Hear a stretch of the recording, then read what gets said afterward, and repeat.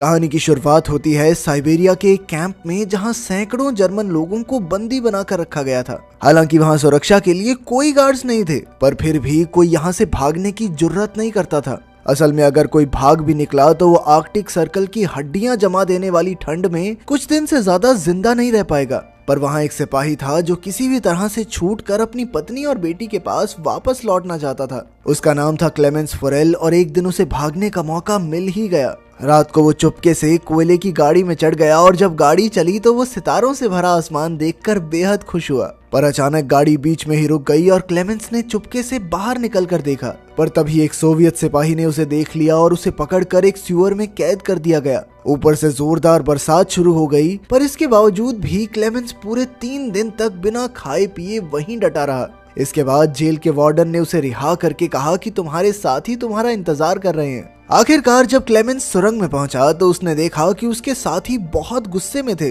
और वो हाथों में हथियार लिए उसका इंतजार कर रहे थे। असल में क्लेमेंस के भागने की वजह से उन सभी को 3 दिन तक भूखा रखा गया था। तभी अचानक उन्होंने क्लेमेंस पर हमला कर दिया और उसे कुत्तों की तरह पीटा। बुरी तरह जख्मी होने की वजह से उसे कैंप के डॉक्टर के पास ले जाया गया। वो डॉक्टर भी यहाँ बंदी था और वो क्लेमेंस की भागने की हिम्मत देखकर काफी प्रभावित हुआ। तब क्लेमेंस ने डॉक्टर से मदद मांगते हुए कहा कि वो एक बार फिर से यहाँ से भागना चाहता है। डॉक्टर ने उसे समझाया कि आर्कटिक सर्कल से भागना नामुमकिन है। आज तक जिसने भी भागने की कोशिश की वो सभी मारे गए। पर डॉक्टर ने उसे एक राज बताया कि जो लोग यहाँ से भागेंगे नहीं वो भी अंत में मारे ही जाएंगे। असल में वहाँ मौजूद सारे कैदी रोज लेड नाम की मेटल की खानों में खुदाई करते हैं और लेड धीरे धीरे हवा से उनके शरीर में जा रही है, जिस वजह से आज नहीं तो कल उन सबका मरना तय है। इसीलिए डॉक्टर ने उसे सलाह दी कि उसे भागकर अपनी किस्मत आजमा ही लेनी चाहिए। फिर डॉक्टर ने अपने सारे गर्म कपड़े और जूते निकाले और क्लेमेंस को बताया कि रेलवे लाइंस पर जगह जगह पर खाना छुपा कर रखा गया है।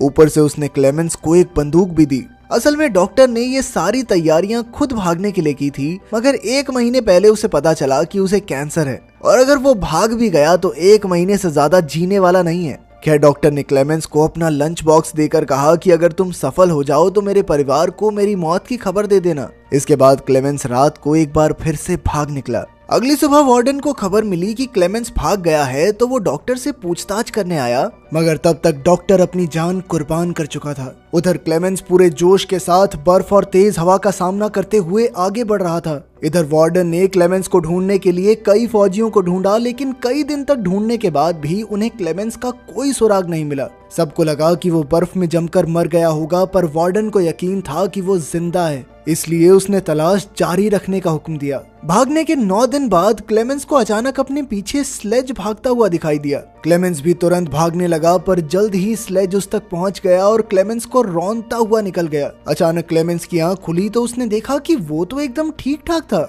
असल में ये पूरी घटना उसके मन का वहम थी। उसके चारों ओर सफेद बर्फ की चादर थी और खाना भी खत्म हो चुका था। उसका दिल डूबने लगा और उसने भगवान से कोई चमत्कार करने को कहा, पर आर्कटिक सर्कल में दूर दूर तक बर्फ के सिवा और कुछ नहीं था। अब उसके पास कोई चारा नहीं था, इसीलिए वो कुछ दिन तक जैसे तैसे आगे बढ़ता रहा। आखिरकार उसके शरीर ने जवाब दे दिया और वो भूख की वजह से बेहोश हो गया। कुछ समय बाद उसकी आंख खुली और उसने एक अजीब सी आवाज सुनी। तभी उसकी नजर एक सील पर पड़ी और उसकी आंखें चमक उठी। उसने तुरंत अपनी बंदूक निकाली और कांपते हाथों से सील पर गोलियां चला दी, पर बदकिस्मती से उसका एक भी निशाना नहीं लगा। सील भागने लगी तो क्लेमेंस उसके पीछे दौड़ा, पर अचानक वो बर्फीले पानी में घुस गई। खैर उसने ज्यादा न सोचते हुए एक गोली चलाई और आखिरकार सील को मारने में कामयाब रहा। खाना खाने के बाद उसने अपने पैरों पर पट्टियां बांध ली ताकि ठंड से उसे थोड़ी राहत मिले। थोड़े आराम के बाद क्लेमेंस फिर से अपने सफर पर निकल पड़ा। अपने अकेलेपन और इतने लंबे सफर में उसका दिमागी संतुलन आसानी से बिगड़ सकता था,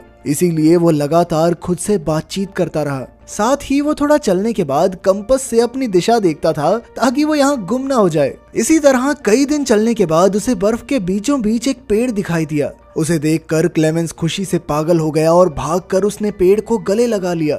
असल में इस पेड़ का मतलब था कि 2 महीने तक लगातार चलने के बाद आखिरकार वो आर्कटिक सर्कल से बाहर आ गया था। दूसरी ओर जेल के वार्डन ने अब भी हार नहीं मानी और 500 किलोमीटर के एरिया की तलाशी लेने का हुक्म दिया। उधर क्लेमेंस जंगल तक पहुंच गया था, पर अचानक वहां बर्फीला तूफान शुरू हो गया। ये तूफान इतना भयानक था कि बड़े बड़े पेड़ भी उखड़ कर गिर गए थे। जैसे ही क्लेमेंस उठा तो अचानक एक बड़ा सा पेड़ उसके ऊपर गिर पड़ा। खुशकिस्मती से सैम जॉन और मैटन नाम के दो आदमी जो वहाँ सोने की खोज में आए थे, उन्होंने क्लेमेंस की जान बचाई और फिर वो तीनों इकट्ठे आगे बढ़ने लगे। धीरे धीरे मौसम ठीक होने लगा और उन तीनों ने जुगाड़ से कश्ती बनाकर नदी पार करने का फैसला किया। तीनों ने एक दूसरे को अपने जीवन की कहानियां सुनाई, पर कुछ ही देर में नदी का बहाव बहुत ज्यादा तेज हो गया, जिससे क्लेमेंस और मैटन कश्ती को संभाल नहीं पाए। अचानक सैम जॉन का बैलेंस बिगड़ा और वो नदी में गिर पड़ा। सैम जॉन डूबने ही वाला था कि क्लेमेंस ने अपनी जान की परवाह ना करते हुए तुरंत नदी में डुबकी लगा दी। काफी मुश्किलों के बाद वो सैम जॉन को किनारे तक ले ही आया।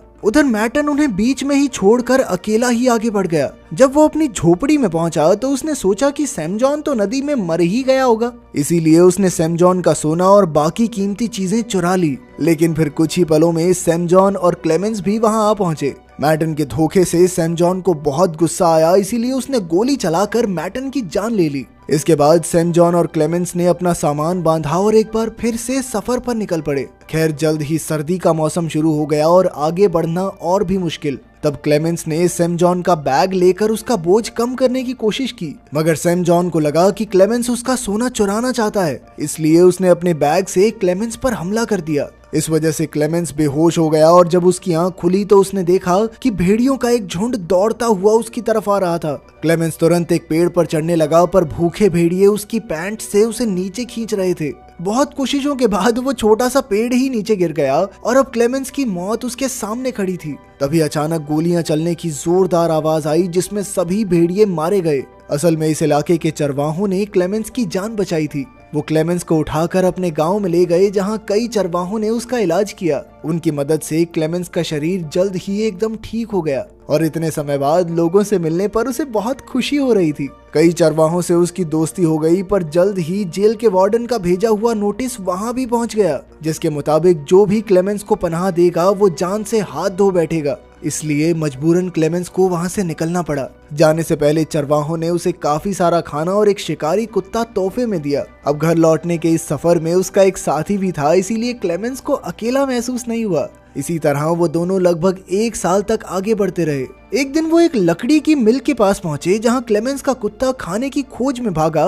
पर कुछ कर्मचारियों ने उसे भगा दिया। तब क्लेमेंस आगे आया तो कर्मचारियों ने उसे पहचान लिया और फिर मिल के मालिक ने उसे खाना खिलाया। इसके बाद उन्होंने क्लेमेंस को जर्मनी की ट्रेन पर बैठा दिया। अब वो जल्द ही घर पहुंचने वाला था, इसलिए क्लेमेंस के चेहरे पर बड़ी सी मुस्कान थी, मगर वो ये नहीं जानता था कि मिल के मालिक ने उसकी खबर पुलिस को दे दी थी और जेल वार्डन अपने सिपाहियों के साथ ट्रेन स्टेशन पर उसका इंतजार कर रहा था। खुशकिस्मती से क्लेमेंस ने पहले ही सिपाहियों को स्टेशन पर देख लिया, इसीलिए वो मौका देखकर भाग निकला, मगर फिर कुछ ही पलों में जेल के वार्डन ने उसे रंगे हाथों पकड़ लिया। अब क्लेमेंस की सारी उम्मीदें खत्म हो चुकी थी, पर अचानक क्लेमेंस के शिकारी कुत्ते ने वार्डन पर हमला करके उसे बुरी तरह काट लिया। अपने कुत्ते की वफादारी की बदौलत क्लेमेंस को भागने का एक और मौका मिल गया, पर तभी उसे गोलियों की आवाज सुनाई दी और वो समझ गया कि वार्डन ने उसके कुत्ते को मार दिया है। मगर क्लेमेंस उसकी मौत का शोक भी नहीं मना पाया और लगातार भागता रहा। मौका देखकर वो एक पुल पर चढ़ा और नीचे से गुजर रही ट्रेन पर कूद गया। आज एक बार फिर से वो बाल बाल बच निकला था। इसके बाद वो लगातार अपने रास्ते पर आगे बढ़ता रहा। इसी तरह काफी समय बीता और साल 1952 आ गया, जब क्लेमेंस के पास ना तो पैसे की फूटी कौड़ी थी और ना ही खाने को दाना। वो एक मेले में घूम रहा था, जहां उसकी नजर लजीज खाने पर पड़ी, मगर दुकानदार ने उसे धुतकार कर भगा दिया। चलते चलते वो पैनकेक्स के ठेले पर आया, जहां 2 लड़कियों ने उसका स्वागत किया, मगर उसके पास पैसे नहीं थे, इसीलिए वो खुद ही निराश होकर आगे बढ़ गया। मगर एक नेक दिल लड़की को उस पर तरस आ गया और उसने पैनकेक का एक टुकड़ा तोड़कर एक बच्चे के हाथ क्लेमेंस को दिया। पहले तो क्लेमेंस हिचकिचाया, पर फिर उसने पैनकेक लेकर खा ही लिया। खैर तभी एक यहूदी आदमी ने सब कुछ देख लिया। इधर क्लेमेंस चलते चलते एक चर्च में पहुंचा और उसने हाथ जोड़कर भगवान से प्रार्थना की। वो यहूदी आदमी भी उसके पीछे पीछे यहाँ तक आ पहुंचा, पर उसने क्लेमेंस को पुलिस के हवाले नहीं किया। असल में वो भी कुछ समय पहले एक वॉर प्रिजनर रह चुका था, इसीलिए वो क्लेमेंस की हालत समझ सकता था। वो क्लेमेंस को अपने घर ले आया, जहां क्लेमेंस नहा धोकर अपने पुराने रूप में वापस आ गया। यहूदी आदमी ने उसे एक पासपोर्ट और कुछ कागज भी दिए, जिससे क्लेमेंस का दिल भर आया। आखिरकार पासपोर्ट लेकर क्लेमेंस सोवियत सरहद के पार पहुंच गया और फिर थोड़ी पूछताछ के बाद उसे जाने दिया गया। क्लेमेंस को इतनी खुशी हुई कि उसे जानबूझकर अपनी हंसी रोकनी पड़ी। आखिरकार अब वो आजाद हो ही गया था। मगर जैसे ही वो सुआ पुल के बीच पहुंचा तो उसके चेहरे पर चमचमाती रोशनी आई और तभी उसके सामने जेल का वार्डन आ गया। उसे देखकर क्लेमेंस के होश उड़ गए और उसने पीछे मुड़कर देखा कि वो अब भी सोवियत जमीन पर ही था, जिसका मतलब ये था कि वार्डन अब भी उसे गिरफ्तार कर सकता है। अब क्लेमेंस का दिल डूब गया क्योंकि उसकी इतने सालों की कड़ी मेहनत के बाद अब आजाद होने की चाहत मिट्टी में मिल रही थी। पर अचानक उसने देखा कि वार्डन उसके रास्ते से हट गया। क्लेमेंस को अपनी आंखों पर विश्वास नहीं हुआ, मगर वो धीरे धीरे आगे बढ़ा। असल में क्लेमेंस की जिंदा रहने की चाह और 7 साल का दर्दनाक सफर तय करके यहाँ तक पहुँचने के जज्बे ने वार्डन का दिल जीत लिया था। इसीलिए वार्डन ने क्लेमेंस को जाने दिया, मगर एक फौजी होने के नाते वो जीत गया था, क्योंकि आज अगर वो चाहता तो क्लेमेंस को गिरफ्तार करके उसका खेल खत्म कर सकता था। आखिरकार क्लेमेंस सरहद पार करके अपने घर पहुंच गया, जहां उसकी पत्नी और बेटी चर्च के लिए निकल रहे थे। क्लेमेंस भी उनके पीछे पीछे गया और चर्च में उसकी बेटी ने उसे पहचान लिया और फिर वो दौड़कर अपने पिता से लिपट गई। आपके हिसाब से वार्डन ने सही किया या उसने अपने देश से गद्दारी की? कमेंट्स में जरूर बताना। मिलते हैं अगली वीडियो में।